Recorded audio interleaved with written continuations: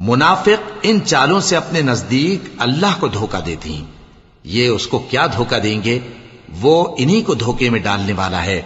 और जब ये नमाज को खड़े होते हैं तो सुस्त और काहिल होकर, सिर्फ लोगों के दिखाने को, और अल्लाह को याद ही नहीं करते मगर बहुत कम।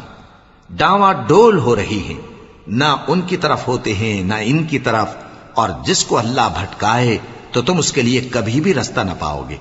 ए अहले ईमान, मोमिनों के सिवा काफिरों को दोस्त न बनाओ।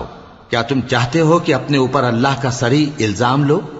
कुछ शक नहीं कि मुनाफिक लोग दोजख के सबसे निचले दर्जे में होंगे और तुम उनका किसी को मददगार न पाओगे।